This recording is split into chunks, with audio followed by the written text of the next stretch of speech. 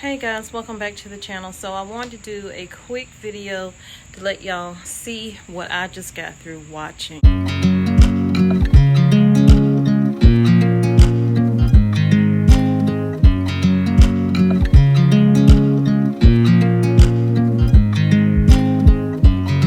I watch you as you drive. Do you know I'm looking?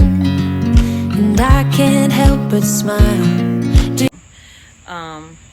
Things are escalating when it comes to Russia and the sanctions that are placed on them. They want those sanctions off, and they'll do anything to get it, including shutting down that pipeline for Germany or Europe. So they released a video today. Here's a little clip of it showing Europe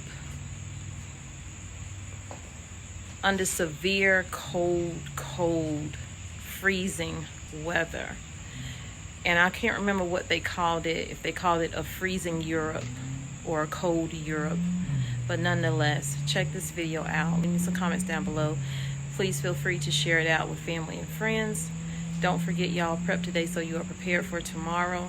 You never know what is going to happen. We are living in a totally different America that we were living in before. And things are escalating every single day, whether it's Russia, China, whatever. Prepare today. To our audience,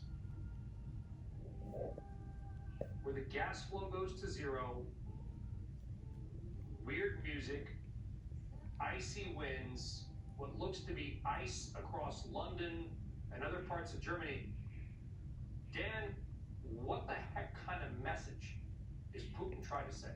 And Putin laid out his strategy in June, gave a speech in which he said high prices will create economic hardship, social turmoil, bring populism to power, and strangely use this phrase, almost as creepy as that video, which is change the elites in Europe. And what he left unsaid is destroy, undermine, make it impossible for the coalition to hold together supporting Ukraine. And now we're down to, what we've just seen is basically an escalation in the energy war. And it's clearly the Russians have had plenty of time to figure this out. This is a direct response to the sanctions, but to the notion of the price cap being put on. So this is an escalation. And I'll just tell you, you had the German economic minister, now the Finnish economics minister, warning, strangely enough, a Lehman-style economic collapse. So this is escalation, and that video is really creepy. It is, and we just want to give a little clip of it because we didn't give it too much airtime, but we want to give the audience an idea of what kind of almost psychological warfare that they're doing. You know, Andy, I mean, here's the thing, and again, we've been covering this story. I've been over there a couple of times on this, and I get it. People say you're fear-mongering. Germany's going to be fine, and if they're worse, they will be fine long-term. We understand that. Europe has been through a lot more difficult situations, actual wars, than this. That said, trillions of dollars are at risk. Entire industries and economies, Andy, are they not? Fertilizers, aluminum, zinc, things we never think about until we have to. Well, it certainly is when you think about all the energy-intensive industries, starting with the metals, whether it's aluminum, steel, zinc, or other industries such as cement and glasses.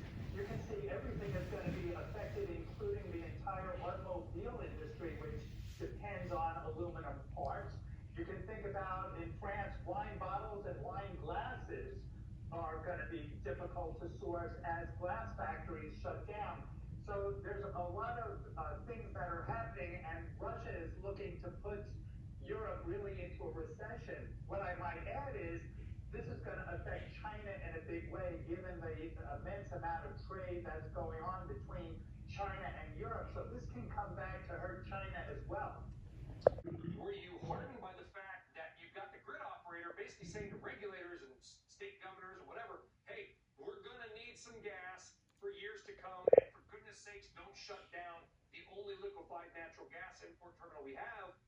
Or were you disheartened by the fact that they continue to basically say, well, the pipelines are full and we'll make the transition and there's not much we can do in the long term? Well, I think ultimately reality is going to catch up, and you're going to see this translate to policies that will ultimately, hopefully, bring energy security to the citizens of the United States. The to renewables and clean energy, and that transition and how bringing energy security, I think you can look at Europe and how that's played out.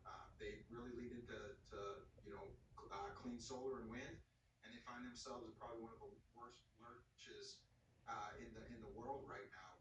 So that is not the answer. The answer is very simple. It's let's take advantage of proven fuels that can provide energy security, and that is hydrocarbons, specifically natural gas, to generate cheap, clean, reliable power. And what's amazing in Boston, they've got the easiest opportunity. They don't need to be sourcing their gas from halfway around the world like what Europe has to do. They can source gas from literally from their next door neighbors.